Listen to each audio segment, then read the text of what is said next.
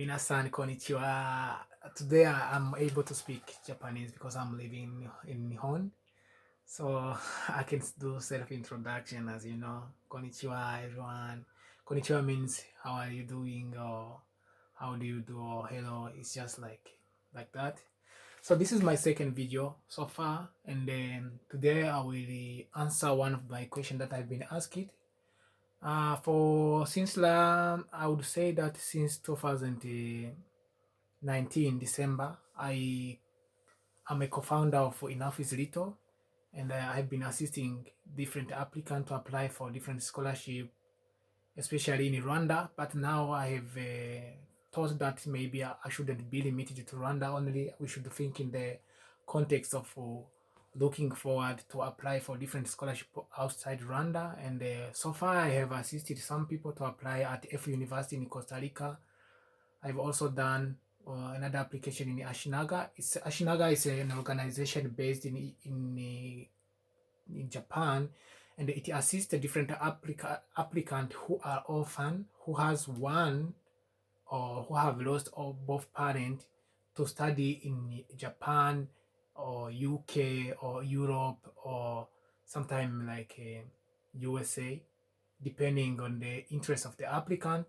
So we are waiting for the result. We don't know, for application, it's always we have it's pending. We have to wait for the result, and we probably are waiting for the result during uh, this May and June. We don't know if the result may be good, but we are hopeful since we passed all the screening. We application have different procedures, but the last procedure that for us we did was the interview, and when you reach the interview, you understand that it's the last process for application. So what's next is the acceptance, or maybe the message which says sorry, we regret to inform you. But that one isn't a problem, because always when we do things which are competitive, we could expect that the applicant might be many, and since the applicant were many at that time, we couldn't blame ourselves as long as we have tried so far. So far I'm recording this video for one purpose, because everyone have been sending me when I post like on my Facebook account, I mean on my Facebook page, Enough is Little, when I post like I'm assisting someone to apply in Costa Rica, someone to apply in Europe, someone to apply in Romania. So people ask me, I want also to apply. But at that time, I couldn't get some time to answer privately to all those people who say, I want to apply. So today I decided that I would share you how or what you need to know before applying, or when you are preparing to apply. I may not say all, but I will share my experience throughout doing different application and helping different people. So first of all, when you are applying for scholarship, you need to prepare yourself. I'm meaning if scholarship and abroad, you need to prepare yourself. I mean, this preparation involve how you are doing in your academically.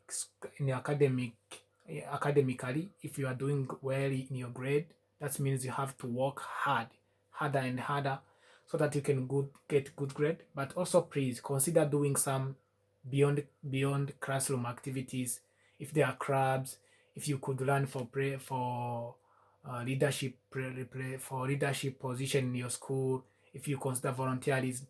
So these are things that support your application, because always application isn't like your grade, it's your quality, because people who give scholarship need to know if the people whom they are going to give the scholarship will make it more impactful to others. And all those things that you do in class and beyond classroom, and those innovation, they make your application competitive, since the application involve many people who are competing for it. So you need to prepare yourself.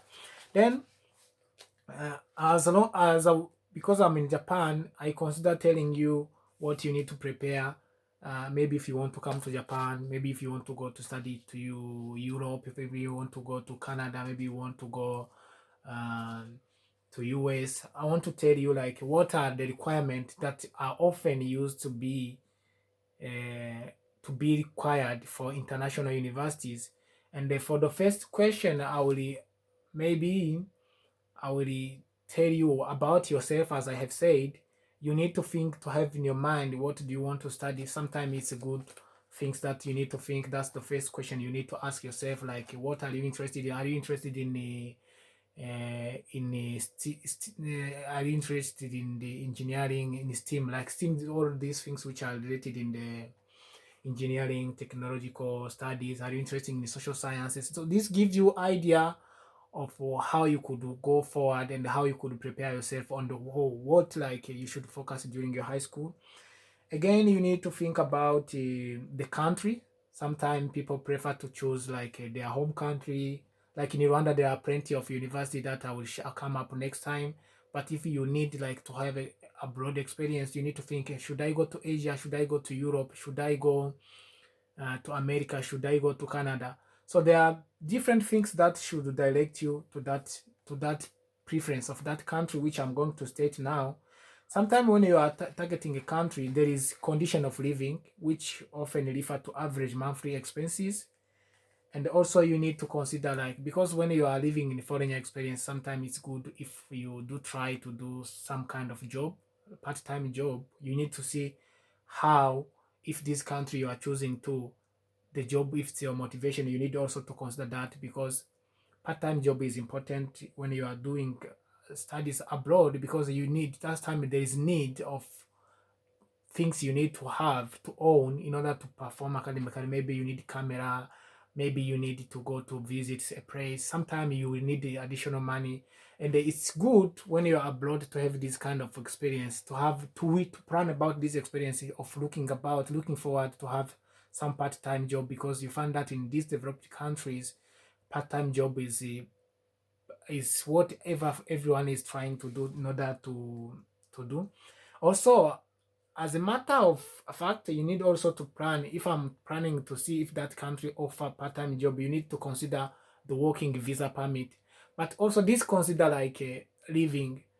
There is another context that you need to refer to: culture of the countries, or uh, social life of the society. You need to consider if you want to maybe individual, if you need like how likely you want to interact with the community, or what kind of behavior are you looking forward to people you want to live in. All those factors could lead you like that. But all these are factors which are narrowed, you know. In broader sense, there are many things you need to consider. Sometimes people are interested in the history of the countries.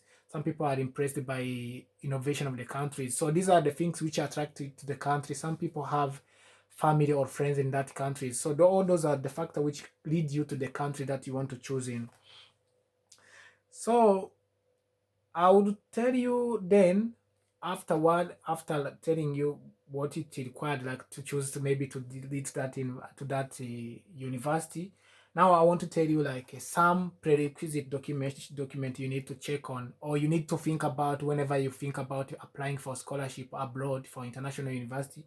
Often you could expect that they will ask you motivation letter. What motivates you to apply for this scholarship, or what are your really binding fact that really shows you like that you deserve the scholarship, or you deserve to be admitted in that university. And again, you have to think, depending on the level of you may be applying for undergraduate, you may be applying for graduate, you may be applying for PhD. So you have to think each motivation differ, and the motivation differ to individuals, because motivation refer to oneself. Because my motivation to come to Japan should be different to your motivation when you come to Japan, or when you decide to go to another country. You may come because of culture, you may come because of curiosity. All motivation like they differ. You may come because of your personal experiences. You may choose the program because of that. So all those are things you need to think. And in the case you are doing for masters, you need to think about the thesis statement. They will ask you what thesis statement you want to do, and you need to really show, to really be careful about writing it, which you need to do some research in order to know what thesis statement is it like. You need to think also about your CV, because CV describe you, CV describe who you are, CV describe uh, give an image of you to people who will be reading your application, and it will be the one also which will support your factor. You need to think about recommendation letter. this is something important that we sometimes don't know that it's important, because recommendation letter often is given by the school that you attend, your former school in high school or your former school in undergraduate, in case you want to do postgraduate. So when you did good in your school, expect to have a good recommendation letter. If you didn't do well at school, that should affect you indirectly or directly. So you need to take care of people who surrounding you at university. You need to have that kind of integrity. You need to have that kind of good communication. You need to have that kind of good relationship with your classmate, with your teacher, with your initiative you do, with your project you do.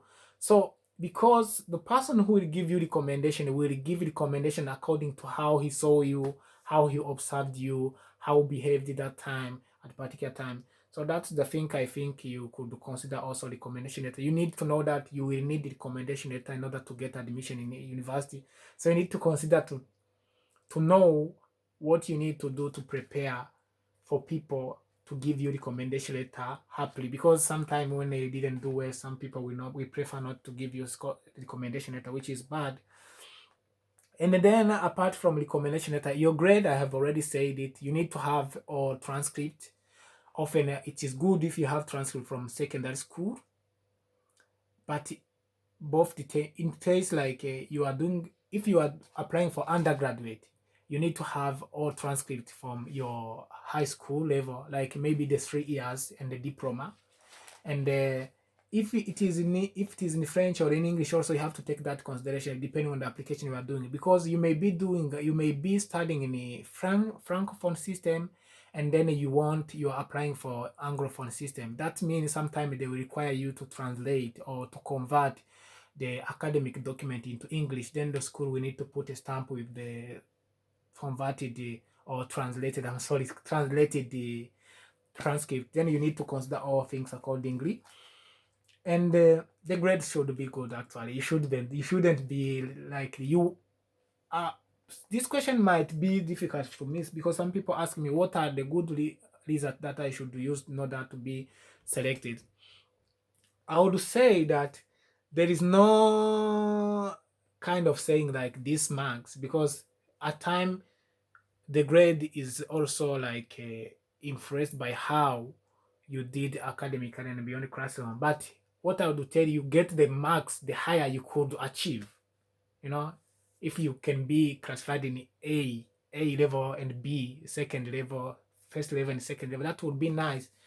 But if you go to third level, of course, expect that there are people who are competitive, who are applying for the same scholarship. Consider that, and please do your best to try as long as much as you can by yourself, because I can't predict how much you can get. People differ, and people get different marks depending on the school, depending on the program. So you have to do by your best what is best, and you need to think also like English proficiency test, because if you are not native speaker, if you are not native speaker of English, you are not native speaker of English, so many international universities will expect that you will give them English proficiency test, which might be TOEFL, EIELTS, I guess. So these are some of the internationally recognized English tests that you pass, and according to the marks that you have, the university can trust you that you will be able to study in English, because they don't want people who may suffer academically because of their level of English. They want to sponsor people who will be able to integrate in the academic. So you need to consider English proficiency test. You need to know how you do it. If you will do online, if you do physically, you need to know. English proficiency test is taken differently according to the countries, because the condition of taking it is different according to the country, and the availability are different also. So I wouldn't say like this. Your country, you need to do research if how English proficiency tests are done, how many day, how many times in the year. Sometime in the country like developing country, you find that they happen uh, in a seasonally. They don't happen every time. You can't find it every day. You need to think beforehand when you are doing this. Again, then I come to the important thing that you should check, and this is part of the applicant, because it's good to ask like someone what are the requirements, But if you are considered to apply, you can. I think I encourage you to be able to adapt with to use the internet to check yourself, to be able to check yourself at least the minimum eligibilities. It's not minimum if you could go further, because when you see when I post like when you see like, okay, maybe let's consider this university I'm studying in Japan, Tokyo University of Foreign Studies is giving scholarship. If you heard that, if you heard itself the name of the university, please try to adapt, to to check on by yourself, to check what does Tokyo University offer, how does things offer. Then you check everything. You visit the university, you visit the scholarship part. If you visit by yourself, if there is someone who give you assistance and then you are able to look by yourself, it's a good starting that will be able for you to be friendly with application, because application is all about breaking stereotype, like I can't do by myself, I need someone to apply for me, I need someone who will give me information. You can look for yourself, and maybe when you are looking for eligibility, then eligibilities include, maybe it can be age, maybe it can be who can apply, how many marks do they want, how what qualities do they want. So you have to check what the eligibility is. You don't need to ask what should I do. If you are able to visit that university, in the case you get the name of the university, it's better you check the eligibility by yourself, because it's clear. They say we want someone of this age. If you are below this age, if you are born this time, or if you have this grade, if you have done this, if you are this type of person, maybe if you are in Africa, maybe if you're in Nigerian, maybe if you are mixed. There are different kind of eligibilities that differ according to the universities and the mission of the university and the mission of the scholarship. You need to consider that. Again, you need to consider the application process.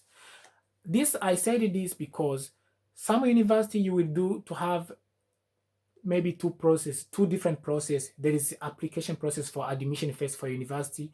There is those university which you can apply directly. When you are admitted, you are granted already the scholarship. So this is the things you need to consider. You need to know, does this university need me to apply first for admission before I apply for scholarship, or should I apply for admission then I'm already admitted? So these are something you need to know. Again, you need to know ways of submitting application process. Some university prefer that you submit the document and your CV, motivation, and everything via email. But most likely, universities are changing. They are developing platform that people should use to submit. So you need to know which country you're applying to and which university. And in case you are not sure about that, please don't limit yourself to ask them. They are there for you. If you ask for advice, they will be there for you to help you.